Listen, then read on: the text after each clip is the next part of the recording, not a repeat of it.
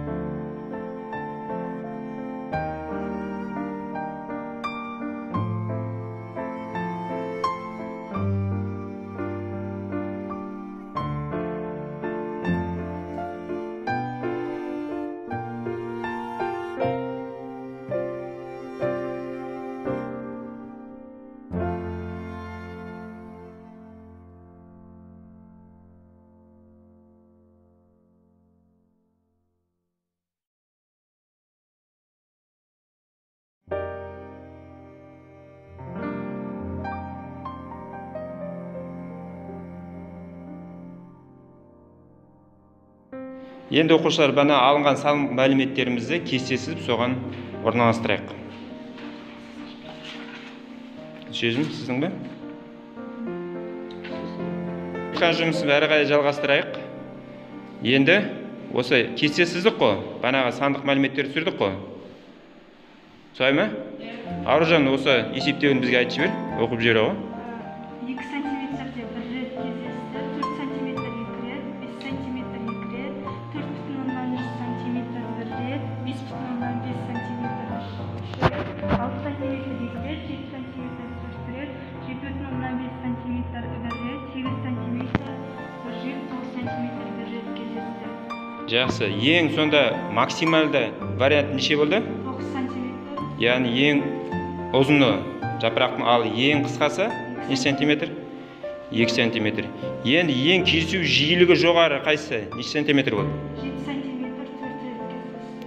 Ең кіші кездесу жиілігі азы? 2 сантиметр бір рет кездесті. Жақсы. Енді қыздар сіздер жалғастыра қойыңыздар. Бізде өлшеу барысында ең кішкентай өлшем 5 сантиметр болды, 5,5 сантиметр, 6 сантиметр, 6,5 сантиметр, 7,5 сантиметр. 5 сантиметр ол бізде 3 рет кездесті, 5,5 сантиметр 2 рет, 6 сантиметр 2 рет, 6,5 сантиметр 1 рет, 7,5 сантиметр 2 рет кездесті. Жақсы, рахмет. Салтанат, сенде де солай ғой, да?